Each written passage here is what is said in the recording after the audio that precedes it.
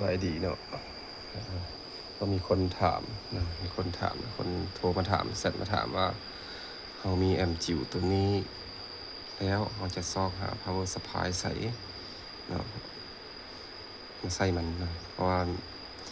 คนถามมาว่าค่อยมีคอมพิวเตอร์เนาะค่อยมีคอมพิวเตอร์ PC บ้านเก่าเนาะบริษัทมีในนั้นจะเอา power supply มาใส่ได้บ่เนาะนี่นะเป็นคอม PC รุ่นนี้คอม PC แบบนี้ทางในมันจะมี power supply ตอนนี้ได้ถอดออกมาแล้วจะถอดออกมาปรับเนาะคือจะเป็นแบบนี้ตัวตนของมัน power supply จะตอบไม่เลยว่าใส่ใดเนาะ power supply เนาะ power supply ของคอมพิวเตอร์คอม PC คอมตั้งโต๊ะใส่กับแอมจิวได้เนาะแต่ว่าต้องแอมจิวต้องเป็นรุ่นที่มันรองรับไฟ12โวลต์เนาะ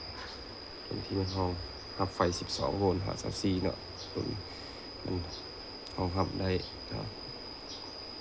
เป็นZK MT21 มันจะรับไฟได้ต่ำสุดคือ12 24โวลต์นะ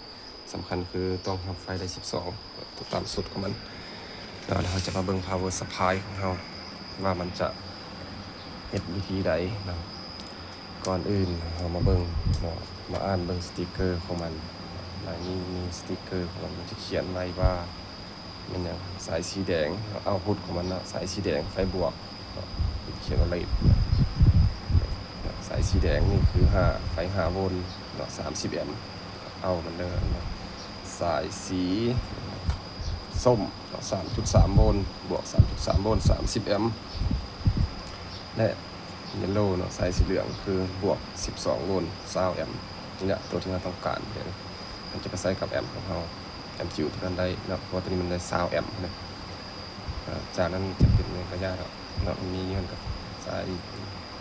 ไฟลบ12โวลต์แล้วก็ไฟลบ5โวลต์เท่า 0.8 แอมป์หรือ5แอมป์ 0.5 แอมป์เนาะอันนี้ก็2แอมป์ผมต้องการแค่12โวลต์20แอมป์ตัวนี้เนาะมันเขียนว่าสายสีเหลืองเนาะเยลโล่นะครับในนี้จะมีสายสีเหลืองหลายสายมีสายสีเหลืองหลายสายสายสีเหลืองสายสีดำสีดำเป็นกาวแบ็คคอมมอนกาวเขียนนะและสิ่งสำคัญเนาะเขาก็ถามมาว่าออกมาแล้วมันจะสตาร์ทได้ไหนออกจากคอมมาแล้วเพราะที่ทางในนั้นมีเมนบอร์ดจะสตาร์ทถ้าเป็นคอมเนาะผมตอบไปเลยเนาะเบิ่งเราต้องสังเกตเบิ่งอีกเนาะสิ่งสำคัญของมันคือเราต้องการได้ไฟสายหูจากสายไฟต้องหูจากสายสตาร์ทของมันคือกรีนเนาะในนี้มีเขียนคำว่า on PC on นี่เนาะคือสายสีเขียวสายสตาร์ทของมันอยู่ในpower supply มันจะมีสีเขียวเส้นเดียวนี่คือเส้นนี้ power supply สีเขียวเส้นเดียวเราจะมาจำตัดรถเนาะมันจะเสียบอยู่พอร์ตของมันจะเสียบอยู่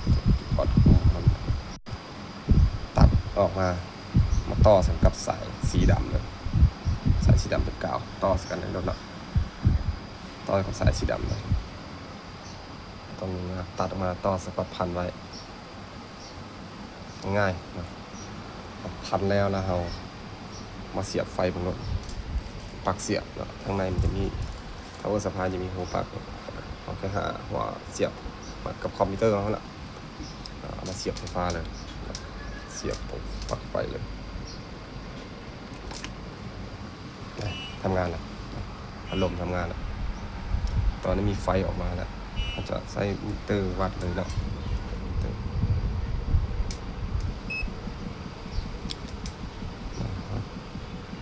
จะใส่มิเตอร์จำที่สายสีเหลืองเส้นหนึ่งสายเส้นหนึ่งจะจำกับสีดำใส่กาวมันจะอยู่จุดใดก็ยามสายสีเหลืองมันจะพ่วงมันออกมาทำกันเบิดเนาะทางใน power supply นี่ทางในมันไฟบวกมันจะจำเป็นอันเดียวกันเนาะไฟลบกันจำเป็นเดียวกันในนี้สายสีเหลืองจะหลายเส้นเพราะมันออกหลายจุดเรียงเนาะของคอมพิวเตอร์นี่เนาะไฟมันออกมาได้12โวลต์จุด20 12โวลต์จุด20 มาได้เรียบร้อยแล้วตอนนี้แล้วเราก็มาต่อพ่วงกันเอาสายสีเหลืองตอนนี้มันจะทำงานอยู่เลยตอนมีไฟอยู่เนาะไฟสายสีเหลืองเนาะพ่วงกันแล้วมาต่อเข้ากับหัวแจ็คเสียบของแอมจิวเบิ่งเนาะในหัวนี่มันจะมีสายบวกสายลบโซ่เบิ่งเนาะคือสายสีเหลืองเป็นสายบวกสายสีดำไฟลบกับไฟกาวของมันหลังจากต่อแล้วมาเสื่อมใส่กับมาเสียบใส่กับแอมจิวเขาเลยเสียบกับแอมจิวเขาทำงานแล้วตอนนี้แอมจิวไฟเข้าแล้วทำงานแล้วบลูทูธทำงานแล้วเนาะแอมจิวครับทำงานน้อยๆนะตอนนี้เปิดได้เลยนะแอมจิวเขาตอนนี้จะเสื่อมบลูทูธโทรศัพท์เสื่อมบลูทูธลองเบิ่งเนาะตอนนี้มันเสื่อมเรียบร้อยเนาะนี่นะบลูทูธมันเสื่อมเนาะเป็นเซ็ตนี่เนาะเป็นซื้อของบลูทูธของที่เสื่อมกี่เนาะ WZ VT 5.0มันจะเปิดเพลงเราเบิ่งเลยเนาะจะเสื่อมแล้ว